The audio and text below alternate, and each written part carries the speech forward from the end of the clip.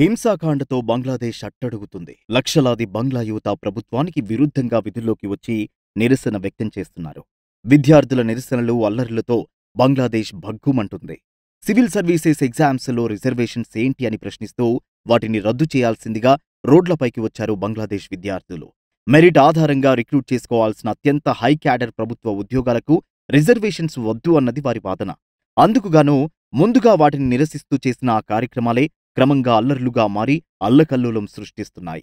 అంతేకాకుండా దేశ ప్రధాని నిర్విరామంగా బంగ్లాదేశ్కు 2009 ప్రధానిగా ఎన్నిక అవుతూ వస్తున్న ఐరన్ లేడీ షేక్ హసీనా గద్దె దిగేలా చేశాయి. అయితే ఆమె నిరసనకారులపై ఉన్న తీరుతోనే ఈ పరిస్థితి ఎదురైంది అని అంటున్నారు విశ్లేషకులు. అయితే ప్రభుత్వానికి వ్యతిరేకంగా జరుగుతున్న ఈ ఉద్యమం ఇప్పుడు హింసాత్మకంగా ఎలా మారింది? సింగిల్ పాయింట్తో మొదలైన ఈ ఉద్యమం ప్రభుత్వానికి ఉక్కిరిబిక్కిరి చేసే స్థాయికి ఎలా చేరింది? ప్రభుత్వానికి ఉద్యమకారులకు జరిగిన ఈ ఘర్షణలో 300 పైన మరణించారంటే ఈ ఉద్యమం ఎంత తీవ్రంగా ఉందో అర్థం చేసుకోవచ్చు. బంగ్లాదేశ్లో ఇంటర్నెట్ సర్వీసెస్ ఆపేశారు. అలాగే షూటెడ్ సైట్ ఆర్డర్స్ కూడా ఇవ్వడం జరిగింది. అసలు ఈ ఉద్యమానికి గల కారణాలు ఏంటి? అసలు తప్పు ఎక్కడ జరిగింది? ఈ విషయాలన్నీ పూర్తి డీటెయిల్స్తో మనం ఈ వీడియో ద్వారా తెలుసుకుందాం. ఫ్రెండ్స్, మీకు కనుక ఈ వీడియో నచ్చినట్లయితే లైక్ చేసి మీ అభిప్రాయాన్ని కామెంట్ రూపంలో మాకు తెలియచేయండి. అలాగే మరిన్ని ఇంట్రెస్టింగ్ టాపిక్స్ కోసం మా ఛానల్ని ఇప్పుడే సబ్స్క్రైబ్ చేసుకోండి. ముందుగా బంగ్లాదేశ్ ఎలా ఏర్పడిందో చిన్న స్టోరీ చెప్పుకుందాం ఫ్రెండ్స్. 30% రిజర్వేషన్ను బంగ్లా స్వాతంత్ర్య ఉద్యమకారులు వారి కుటుంబాలకు ఇప్పటికీ కొనసాగించడం కరెక్టా? ఏ కరెక్టే, బి కరెక్ట్ కాదు, సి ఏమో తెలీదు. మత ప్రాతిపదికన మన ఇండియా నుంచి విడిపోయిన పాకిస్తాన్ వెస్ట్ ఈస్ట్ పాకిస్తాన్గా ఏర్పడింది. ఇప్పుడున్న బంగ్లాదేశ్ని అప్పుడు ఈస్ట్ పాకిస్తాన్ అని పిలిచేవారు. పాకిస్తాన్ వెస్ట్ పాకిస్తాన్గా ఉండేది. ఇకపోతే ఈస్ట్ పాకిస్తాన్పై వెస్ట్ పాకిస్తాన్ క్రూరమైన దురాగతాలకు పాల్పడుతూ ఉండేది. మారణ హోమం, అత్యాచారం, మానవ హక్కుల ఉల్లంఘనలో వెస్ట్ పాకిస్తాన్ అన్ని హద్దులను దాటిందని చెప్పాలి. 16 డిసెంబర్ 1971న భారత బలగాల సహాయంతో 24 సంవత్సరాలుగా అణచివేత, దురాగతాలకు గురవుతున్న అప్పటి ఈస్ట్ పాకిస్తాన్లోని కోట్లాది మంది ప్రజలు విముక్తి పొందారు. అదే రోజు బంగ్లాదేశ్ అనే కొత్త దేశం పుట్టిందన్నమాట. ఇలా బంగ్లాదేశ్ ఏర్పడిన నాటి నుంచి ప్రభుత్వ ఉద్యోగాల్లో రిజర్వేషన్స్ కొనసాగిస్తూ వస్తున్నారు. ఆ దేశంలో మొత్తం ఉద్యోగ నియామకాల్లో 56% రిజర్వేషన్ కల్పిస్తున్నారు. అంటే కేవలం 44% మాత్రమే జనరల్ కోటా వారికి చెందుతున్నాయి. అయితే ఈ 56%లో 35% మైనారిటీస్కు, 10% మహిళలకు, 10% వెనుకబడిన జిల్లాల వారికి, 1% వచ్చేసి డిజేబుల్డ్కు కేటాయించారు.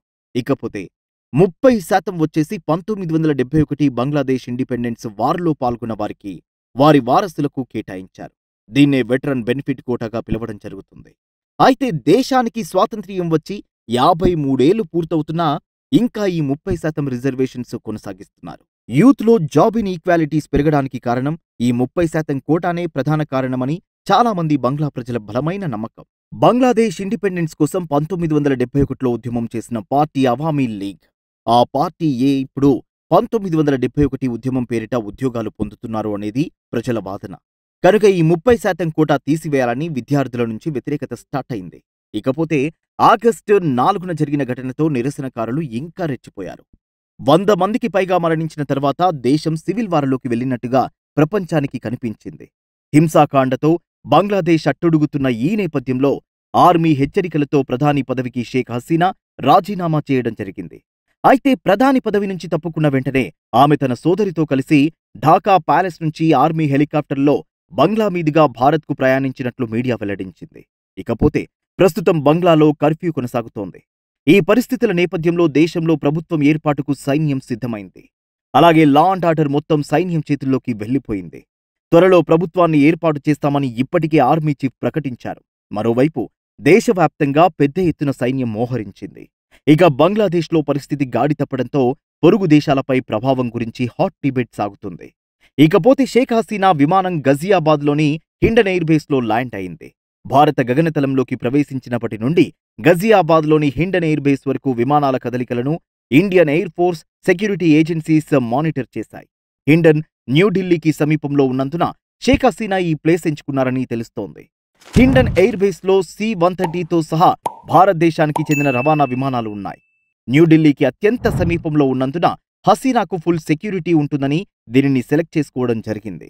మరోవైపు బంగ్లాదేశ్లో శాంతి భద్రతల దృష్ట్యా మన ఇండియాలోని border security force Bharat Bangladesh సరిహద్దులో ఇప్పటికే హై అలర్ట్ ప్రకటించాయి. అయితే హసీనా మాత్రం భారతదేశంలో రాజకీయ ఆశ్రయం కోరలేదు. ఆమె యూకేలో ఆశ్రయం పొందాలని ఆలోచిస్తున్నట్లుగా సమాచారం.